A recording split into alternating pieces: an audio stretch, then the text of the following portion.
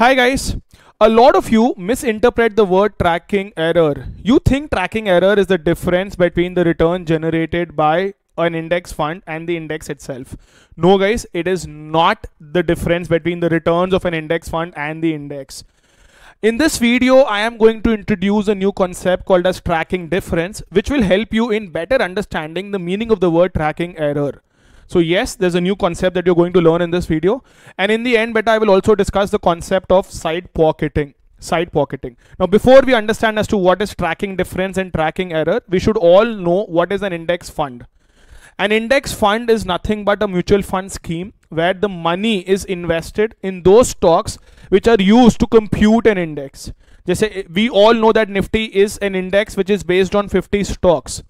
So if you have an index fund which is tracking Nifty guys, they will blindly invest the entire amount in those 50 companies in the same proportion. So basically the return that is generated by this index fund should be the return that is generated by the index. You are not using your brain. This is not an active management scheme This is not an active management fund. This is a passive management fund. You are investing in those companies as such guys that are being used to compute an index. It can be Sensex, it can be Nifty 50, it can be Nifty Next 50 So anything, there are a lot of index funds as such out there. I have one index fund here, HDFC mutual fund This is an HDFC Sensex ETF. So this mutual fund as such invest in those 30 companies that are used to compute the value of Sensex, to compute the index value of Sensex. So I hope everyone has now understood what is the meaning of the word index fund. It is a passive fund as such Now, let us come to the concept of tracking difference and tracking error. If you are investing in the 30 companies or the 50 companies that are being used to, compute the index value, logically speaking, the return that is generated by your mutual fund should be the return that is generated by the index also. But in reality, there can be some difference. There will be some difference between the returns of the index fund and the return of the index. Now, this difference can be due to multiple reasons. First important reason is that do not forget a mutual fund is run by an asset management company, and there is some expenditure that is incurred by the asset management company for which there is fees payable to the asset management company. A mutual fund is run by an asset management company for which you will have to pay fees to the asset management company. So this becomes an expenditure of the scheme. Apart from that as such there can be transaction cost as such guys. Buying and selling of shares there will be some transaction cost because the mutual fund will obviously guys trade in those invest in those securities. Expenses will arise. Apart from that there can also be certain cash that is held by a mutual fund. Not necessary that the entire 100% money that is collected is invested in securities. There can be certain cash balances held. For example here if you see guys, there's a cash balance of 0.31%. There is a cash balance of 0.31% of the total assets under management. So this cash balance can also result in a difference between the returns between the index fund and the index. Now guys, the difference between the returns is called as tracking difference. It is not tracking error. The difference between the returns of the index fund guys, the difference between the return generated by HDFC Sensex ETF and the Sensex itself is tracking difference. The standard deviation of these differences is tracking error. The standard deviation of these differences is tracking error. I hope you are understanding. I will give an example now to exactly tell you what is the meaning here of these words Say guys, there is a mutual fund an index fund which has generated a return of 10%, 11%, 12% and 13%. And let us say there is a Nifty index the return of Nifty index is say 11% guys. Say this is 11.8% and this is 13.1% and this is 14.5%. Just as an example say these are the returns generated. Now if I talk about tracking differences as such guys, if I talk about tracking differences, DI the differences between these two. If I talk about tracking differences guys here, the difference as such is -1%, -0.8%, -1.1%, -1.5%. Okay. These are the differences between the returns generated by the mutual fund and the index itself. See, look here beta, in my example, the mutual fund has been generating a lesser return.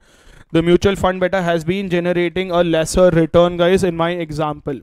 The summation of all of these differences beta is negative 4.4%. The summation of all of these differences is summation negative 4.4%. Now beta, I can compute something called as the average tracking difference. I would say on an average, the difference between the return generated by my mutual fund and the difference and the return generated by the index is this. इसको हम लोग बोलते हैं average बेटा, negative 4.4% by 4, that is 1.1%. So the differences individually beta were 1%, 0.8%, 1.1%, 1.5%. On an average, these differences turned out to be 1.1%. This is not tracking error beta, this is tracking difference. On an average, this is the difference. This is the difference as such beta. Now the standard deviation, I repeat, the standard deviation, guys. Tracking error is the standard deviation of these differences. Standard deviation of differences. Guys. These deviation, जो tracking differences है बेटा, इसका standard deviation बेटा is your tracking error. So there is a possibility beta that tracking error is 0%. That does not mean the difference between the return generated by your mutual fund and the index is 0%. There is a possibility beta that the tracking error is 0%. That does not mean the actual difference between the return of the index fund and the index itself beta is 0%. Nahi beta.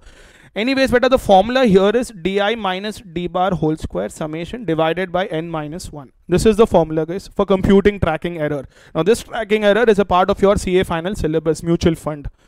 Now when we say summation di minus d bar whole square by n minus 1 beta, a lot of you might question, sir, why divided by n minus 1? Why not n? Now the real reason beta behind dividing it by n minus 1 and not by n is a concept that is related to sampling. Now if this is a part of statistics again beta, if you are computing standard deviation based on all the observations under consideration, that is all the population of observations beta, we divide it by n. If you're taking only a sample of observations beta, we say we are dividing it by n minus 1 and not by n, guys. That is the real reason. Now beta, because we are doing it from a sample of observations, it should be divided by n minus 1. It has something to, we call this as an biased estimator of population standard deviation. So do we really need to know all of that? Nahi beta, nahi. But just for those people who are curious about why are we dividing it by n minus 1 and why not by n, I was trying to tell you the reason behind it. So here beta, let us compute beta the standard deviation. I'll take these differences beta. I will take these differences beta. जैसे 1 minus 1 जो है beta, minus of minus 1. Anyways beta, or can I directly write beta? The difference is 0.1. You take the difference of 1 beta with 1.1. You take the difference of 1 with 1.1. The difference is 0.1, guys. All of the differences are negative. Even the average tracking difference is negative, guys. Average tracking difference is negative. So yeah, negative 1 and negative minus 1.1 beta, difference is 0.1. Square 0.1. Then beta 0.3 square, then 0 square, and then 0.4 square, and then 0.4 square. 1.5 and 1.1, the difference is 0.4. I hope you're all getting the point beta here. So when I do let me clear my memory here.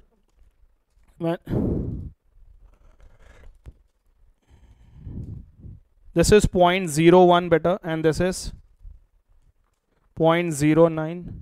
This is of course 0. This is 0.16. All put together beta 0.26. So if I were to compute my tracking error beta, this would be 0.26 divided by 4 minus 1. Why 4 minus 1? We took 4 set of observations into consideration as such, guys. So you will have to divide by 4 minus 1. So that beta would be 0.26 divided by 3. 0.26 divided by 3 beta, iska square root is 0.2944. Please understand, guys, your individual deviations, beta were 1, 0.8, 1.1, 1.5. So these are your individual deviations, which are called as tracking differences beta. But here what I computed, guys, this is not the difference between the index return, guys, and the mutual fund return. This is the standard deviation of the differences. Of course, there is difference between the return generated by mutual fund and the index. By how much is that difference deviating by beta in every period is given by this tracking error. by how much is that difference deviating by beta in every period is given by this tracking error. I hope beta you are able to interpret the correct meaning of the word tracking error. Now beta say, I will give you another example beta here to help you understand what is tracking difference and tracking error. Say guys, the returns are 10%, 10%, 11, or I can say beta 10%, 11%, 12%, 13%, 11, 12, 13, 14. Say these are the returns beta of mutual fund and these are the returns of index. If you look at the deviations beta, the deviations are going to be -1. Summation DI is going to be -4. Average deviation is going to be -1. But when I take this deviation square beta, I'm going to get 0 only. I am going to get 0 beta. So I will literally get tracking error beta, tracking error. I will get tracking error as 0. If the tracking error here is 0 beta, it does not mean that there is no difference in the return generated by the mutual fund beta and the index. There is a difference beta, and that difference is 1%. But this difference is not deviating. This difference beta is not deviating at all as such beta. So this is tracking error. This is tracking error, which talks about by how much beta is your fund, by how much beta is your return deviating by how much is your return beta deviating by. This is what is given by tracking error. Now guys, this concept is also given by your Vanguard mutual fund beta. I have that statement also here. ये Vanguard का beta. Vanguard is supposed to be the biggest mutual fund in the world. I'm not just talking about India guys. So they gave a beautiful example beta here, that there's a possibility that one fund has a high tracking error but a very low tracking difference. There is a possibility beta that one fund has a very high tracking error but a low tracking difference. Also beta, there is a possibility that one fund has a very low tracking error but a high tracking difference. So it is very important beta that you do not literally go by tracking error. Just say beta mutual fund A, mutual fund B. What if I tell you beta that the tracking difference of mutual fund A beta is 1% and the tracking error beta is 0.1%. Mutual fund B beta tracking difference is 0.2% and the tracking error beta is 0.25%. Now if I simply go by tracking error beta, you might think that mutual fund B as such beta is giving us less returns. Nahi beta, you have to also see what is the amount of tracking difference. Then only you will be able to interpret which fund is actually giving you a higher return beta, which fund is actually giving you. On this basis beta, it is clear guys that mutual fund B is giving us a higher return because mutual fund B has a tracking difference of only 0.2%, whereas mutual fund A beta has a tracking difference of 1%. Mutual fund A beta has a tracking difference of 1%. I hope you are understanding the correct meaning of the word tracking difference and tracking error. Okay beta. Next time beta, when someone says tracking error, remember it is not just the difference, it is the deviation. It is the standard deviation of the differences. So there is a difference. The standard deviation of those differences beta is tracking error. The standard deviation of those differences beta is tracking error. I hope you have understood this correctly. Now if you look at this HDFC mutual fund beta, their tracking error is given as 0.06%, computed based on daily returns beta. Their tracking error is 0.06% guys. People tracking error as such beta, they will want to see as to what is the difference between the returns that are generated. Anyways guys, do not forget the concept that was introduced by ICAI as such beta is based on the international finance concepts. That is why you've seen the formula also as di minus d bar whole square divided by root of n minus 1. You will have to go by that formula only, but then you should also know what are you trying to compute. When you say tracking error, I just repeat, it is not the difference, it is the deviation of the differences. It is the deviation. This example is best to identify that. Just because beta the deviations are constant, you will get a tracking error of 0. That does not mean there is no difference. There is still a difference. There is still a difference beta. Okay, the next concept beta is something called as side pocketing. I hope we are done with tracking difference and tracking error beta. The next concept is side pocketing. Now sir, what is side pocketing? This is in relation to debt funds beta. This concept is in relation to debt funds. Imagine guys, imagine beta, you are a holder of, why imagine guys, I have that. So this is the concept of side pocketing guys. Say guys, you are a holder of UTI short-term income fund. Okay, you are a holder of UTI short-term income fund guys. Now this UTI short-term income fund beta, this UTI short-term income fund has investments. This is a list of all of their debt holding guys. I do not know if you will be able to see it better. The last one beta here is Diwan Housing. There is Diwan Housing beta, ye jo highlighted hai, Diwan Housing. The value of that beta if you see is 0, but they're still holding 40 lakh quantity. They're still holding 40 lakh bonds beta of Diwan Housing Finance Corporation, DHFL beta. Diwan Housing Finance Corporation ke beta, they are holding 40 lakh bonds. But the value of that beta as per their NAV computation beta is 0. As per their NAV computation beta, the value of these 40 lakh bonds as such beta is 0. Now you will ask, sir, why is the value of these 40 lakh bonds 0? The company has defaulted as such beta. We all know what is going on with Diwan Housing as such beta. The credit rating here, if you see beta, is D, matlab default. They have defaulted in all payments. So no one is getting any payment as such beta. As per the mutual fund norms as such guys, when the credit rating of a company beta is downgraded, when the credit rating of a company is downgraded beta, they're supposed to make a provision for losses. They're supposed to write off the amount of investment in their books. They're supposed to write off their investment. That is why beta these 40 lakh bonds are being valued at 0 rupees. That is why beta these 40 lakh bonds are being valued at 0 rupees. Understood, sir? That these 40 lakh bonds are being valued at 0 rupees. Ye to clear hai na? Yes, sir. Now I will use this beta to explain you the concept of side pocketing. Say guys, you are a holder of a mutual fund. You are a holder of a mutual fund beta. The total assets under management of this mutual fund guys, the total assets under management of this particular debt fund as such beta is 1000 crore rupees. Say out of this 1000 crores, Diwan Housing as such beta Finance Limited, you have an exposure of 50 crores. This mutual fund beta has an exposure of 50 crore rupees as such beta to Diwan Housing Finance Limited, and other investments beta are worth 950 crores. 950 crores. Okay. When the assets under management were 1000 crores as such beta, so the net assets as such beta are 1000 crores. Their NAV as such beta was say 1000 rupees. Let us assume beta that the NAV is 1000 rupees beta when the assets under management are 1000 crores. Carefully listen beta. Now say guys, there's a default made by Diwan Housing. There is a default made by Diwan Housing Finance Limited. So as per your regulations as such guys, as per these regulations, because there was a default made as such beta, now DHFL investment in DHFL bonds as such beta should be valued at 0. Should be valued at 0. So when you value them at 0 guys, it does not mean beta that there will not be any recoverability from these debt funds. It does not mean that there will not be any recoverability from this debt investments. As of now beta, it simply says that you'll have to value them at 0. You will have to value them beta at 0 guys.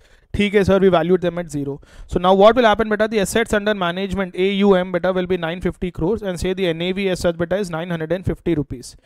Say the NAV comes down to 950 rupees. Okay. So there's a mutual fund beta that has total exposure of 1000 crore rupees, out of which exposure to DHFL is 50 crore rupees. There's a default made by DHFL.